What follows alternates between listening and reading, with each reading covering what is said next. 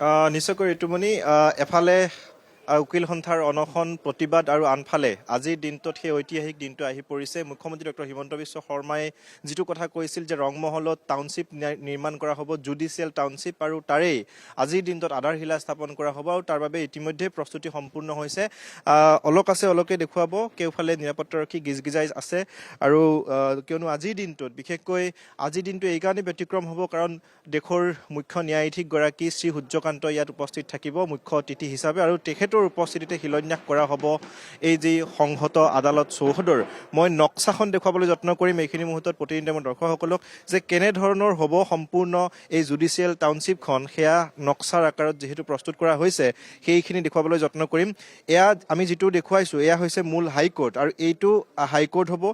সন্মুখৰ ফালে যিহেতু গুৱাহাটী উত্তৰ গুৱাহাটী সংযোগী যিখন মূল দলং, সেই দলংখনেৰে অহা যিটো ৰাস্তা সেই ৰাস্তাটো হ'ব এইটো, সন্মুখৰে অহা যিটো ৰাস্তা এই ৰাস্তাটো। তাৰ পিছফালে যদি আমি চাওঁ এইফালে হ'ব অফিচ বিল্ডিং, এই যিটো বিল্ডিং দেখুৱাইছোঁ এইটো হ'ব অফিচ বিল্ডিং, আৰু আনফালে অলকে দেখুৱাইছে এইটো হ'ব বাৰ বিল্ডিং। গতিকে খুব সুন্দৰকৈ নক্সাখন তৈয়াৰ কৰা হৈছে। আৰু পিছফালে ডিষ্ট্ৰিক্ট কোৰ্ট বিল্ডিং, অৰ্থাৎ যিটো জিলা মুখ্য ন্যায়াধীশৰ দণ্ডাধীশৰ কাৰ্যালয়, সেই কাৰ্যালয়টো হ'ব এইটো। গতিকে খুব সুন্দৰকৈ নক্সাখন প্ৰস্তুত কৰা হৈছে। ইয়াত যিসকল লোক আজিৰ দিনটোত ইয়াত উপস্থিত থাকিব তেওঁলোকক দেখুওৱাৰ বাবে এই নক্সাখন প্ৰস্তুত কৰি লোৱা হৈছে। আনহাতে ইতিমধ্যে আপুনি উল্লেখ কৰিছে যে প্ৰায় 479 কোটি টকা ব্যয় কৰা হ'ব এই সমগ্ৰ প্ৰকল্পটোত, আৰু মুঠ এলেকা আছে 148 বিঘাৰ এলেকা।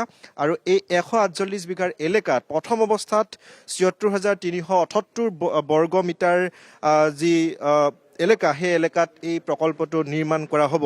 ইয়াত সুবিধা কি কি থাকিব, যদি সুবিধাৰ দিশসমূহ আমি চাওঁ, বিশেষকৈ ইয়াত উচ্চ ন্যায়ালয় ভৱনটো থাকিব প্ৰথম মহলা আৰু চতুৰ্থ মহলাত। উচ্চ ন্যায়ালয়ৰ যি অধিবক্তাৰ ভৱন সেই ভৱনটো থাকিব ভূমি মহলা আৰু 6 নম্বৰ ফ্ল'ৰ। তাৰ সমান্তৰালভাৱে জিলা আদালতসমূহ থাকিব বিভিন্ন ক্ষেত্ৰত। ইয়াৰ সুবিধাসমূহ যদি আমি চাওঁ যে চৰকাৰী ফালৰ পৰা যিখিনি কথা কোৱা হৈছে সেই সুবিধাখিনি হৈছে যে সকলো ভৱন দলঙৰ সৈতে সংযুক্ত হ'ব। দ্বিতীয়তে ন্যায়িক দক্ষতা বৃদ্ধিৰ লক্ষ্য ৰখা হৈছে, ন্যায় প্ৰদানৰ দ্ৰুত ব্যৱস্থাৰ লক্ষ্য ৰখা হৈছে। তাৰ সমান্তৰালভাৱে যিহেতু এই অত্যাধুনিকভাৱে এই যি জুডিচিয়েল টাউনশ্বিপ নিৰ্মাণ কৰা হ'ব, ইয়াত আদালতৰ সেৱাৰ ব্যৱস্থা থাকিব, ডিজিটেল আদালতৰ ব্যৱস্থা থাকিব, ফাইলিং তথা ডিজিটেল মাধ্যমেৰে তথ্য সংৰক্ষণৰ ব্যৱস্থা থাকিব। তাৰ উপৰিও যিহেতু নিৰাপত্তাৰ দিশটো যথেষ্ট গুৰুত্ব দিয়া হয়, নিৰাপত্তাৰ দিশত যদি চোৱা হয় উন্নত সুৰক্ষা ব্যৱস্থা, অগ্নি নিৰ্বাপন তথা দুৰ্যোগ প্ৰতিৰোধী ব্যৱস্থা, এই সকলোখিনি ব্যৱস্থা ইয়াত ৰখা হ'ব। আজিৰ দিনটোত 11:30 বজাৰ লগে লগে সেই যি শিলান্যাস পৰ্ব, সেই শিলান্যাস পৰ্ব আৰম্ভ হ'ব। দেশৰ যিগৰাকী মুখ্য ন্যায়াধীশ শ্ৰী সূৰ্যকান্ত তেওঁ ইয়াত মুখ্য অতিথি হিচাপে উপস্থিত থাকিব। এই আটকধুনীয়া যিটো হাইকোৰ্ট, এই হাইকোৰ্ট নিৰ্মাণৰ শিলান্যাস অনুষ্ঠানত তাৰ সমান্তৰালভাৱে মুখ্যমন্ত্ৰী ডক্টৰ হিমন্ত বিশ্ব শৰ্মাই উপস্থিত থাকিব। দেশৰ অন্যান্য 5 গৰাকী ন্যায়াধীশ উপস্থিত থাকিব, গুৱাহাটী উচ্চ ন্যায়ালয়ৰ ন্যায়াধীশ গৰাকী উপস্থিত থাকিব। গতিকে এই আটাইকেইগৰাকীৰ উপস্থিতিত আজিৰ দিনটোত এই যি শিলান্যাস পৰ্ব, এই শিলান্যাস পৰ্ব আৰম্ভ হ'ব। আৰু প্ৰায় এবছৰৰ ভিতৰত তেওঁলোকে নিৰ্মাণ কৰাৰ সময়সীমা নিৰ্ধাৰণ কৰিছে। হয়তো এবছৰৰ ভিতৰত সম্পূৰ্ণ হ'ব। আনফালে যিহেতু গুৱাহাটী উত্তৰ গুৱাহাটী সংযোগী দলঙো ফেব্ৰুৱাৰী মাহত হয়তো উদ্বোধন কৰা হ'ব। সেই দলং উদ্বোধন কৰাৰ পাছতে ক্ষিপ্ৰগতিত কাম চলিব। এইটো স্থানত আমি যিটো স্থানত আছোঁ এই স্থানটোত এই যি 148 বিঘা ভূমি, এই 148 বিঘা ভূমি তাত নিৰ্মাণ কৰা হ'ব। মই পুনৰবাৰ অলক আছে, অলকে দেখুৱাব। খুব আটকধুনীয়াকৈ নক্সাখন তৈয়াৰ কৰা হৈছে, আৰু নক্সাত যি ধৰণে দেখুওৱা হৈছে সেই ধৰণেই এই যি জুডিচিয়েল টাউনশ্বিপ, এই জুডিচিয়েল টাউনশ্বিপখন এই ৰংমহলত নিৰ্মাণ কৰা হ'ব।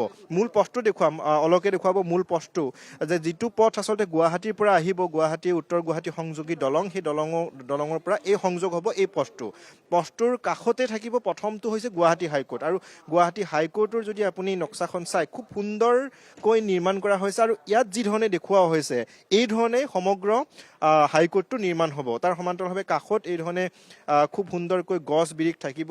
আৰু ইতিমধ্যে সেই প্ৰকল্পটোৰ কাম তেওঁলোকে আৰম্ভ কৰিবলৈ চেষ্টা কৰিছে। পিছফালে আমি সেই দৃশ্য দেখুৱাবলৈ যত্ন কৰিম। অফিচ বিল্ডিংটো হ'ব এইটো, মই যিটো দেখুৱাইছোঁ এইটো হৈছে অফিচ বিল্ডিং। যিসমূহ কাৰ্য চলিব বা যিসমূহ কাম চলিব, অফিচিয়েল কাম, সেই কামসমূহ এইটো বিল্ডিঙত কৰা হ'ব। তাৰ সমান্তৰালভাৱে পিছফালৰ যিটো বিল্ডিং হ'ব বাৰ বিল্ডিং, এই বাৰ বিল্ডিংটোত যিখিনি এডভোকেট আছে সেই এডভোকেটৰ কামসমূহ ইয়াত চলিব তাৰ সমান্তৰালভাৱে জিলা ন্যায়িক দণ্ডাধীশৰ কাৰ্যালয়টো হ'ব এইটো আমি যিটো বিল্ডিং দেখুৱাইছোঁ এই বিল্ডিংটো আৰু এই বিল্ডিংটোত সেই গুৱাহাটী মহানগৰীৰ যিখিনি আইন কানুনৰ কাম সেই আইন কানুনৰ কামখিনি ইয়াত চলিব গতিকে এই ধৰণে খুব সুন্দৰকৈ ব্যৱস্থা কৰা হৈছে আৰু আনফালে যদি চাওঁ যে এটা প্ৰকল্প নিৰ্মাণ কৰাৰ পূৰ্বে তেওঁলোকে কিছু নিৰ্ধাৰণ কৰি লয় যে পাৰ্কিঙৰ ব্যৱস্থা ইয়াত পাৰ্কিঙৰ ব্যৱস্থা কৰা হৈছে প্ৰায় 900খন চাৰিচকীয়া বাহন পাৰ্কিং কৰিব পাৰিব আৰু পাৰ্কিং যিটো এলেকা সেই এলেকাসমূহ আমি দেখুৱাবলৈ যত্ন কৰিম অলকে অকণমান আগুৱাই আহি দেখুৱাব এইটো স্থান সন্মুখত ইয়াত গাড়ী পাৰ্কিং কৰাৰ ব্যৱস্থা কৰা হৈছে এইটো সন্মুখত অৰ্থাৎ অফিচ বিল্ডিং আৰু বাৰ বিল্ডিঙৰ পিছফালে পাৰ্কিঙৰ ব্যৱস্থা কৰা হৈছে 400খন দুচকীয়া বাহন আৰু 900খন চাৰিচকীয়া বাহন পাৰ্কিং কৰিব পাৰিব গতিকে খুব আটকধুনীয়া খুব অত্যাধুনিকভাৱে এই জুডিচিয়েল টাউনশ্বিপখন নিৰ্মাণৰ পৰিকল্পনা কৰা হৈছে বিভিন্ন বিৰোধিতা আছে আমি ইতিমধ্যে কৈছোঁ আজিৰ দিনটোতো অনশন কাৰ্যসূচী আছে গুৱাহাটী উকিল সন্থাৰ আৰু সেই তেওঁলোকৰ অনশন কাৰ্যসূচী নাইবা তেওঁলোকৰ প্ৰতিবাদ সেই প্ৰতিবাদকো নেওচি আজিৰ দিনটোত সেই বিশেষ দিনটো আহি পৰিছে মুখ্যমন্ত্ৰী ডক্টৰ হিমন্ত বিশ্ব শৰ্মা তাৰ বাবে এতিয়া প্ৰস্তুতি তুংগত উঠিছে মুখ্যমন্ত্ৰী ডক্টৰ হিমন্ত বিশ্ব শৰ্মাৰ লগতে কেইবাগৰাকীও বিশিষ্ট ব্যক্তি উপস্থিত থাকিব আৰু উত্তৰ গুৱাহাটীৰ ৰংমহলৰ পৰিৱেশ আমাক দেখুৱালে আমাৰ সাংবাদিক ৰূপম দলৈ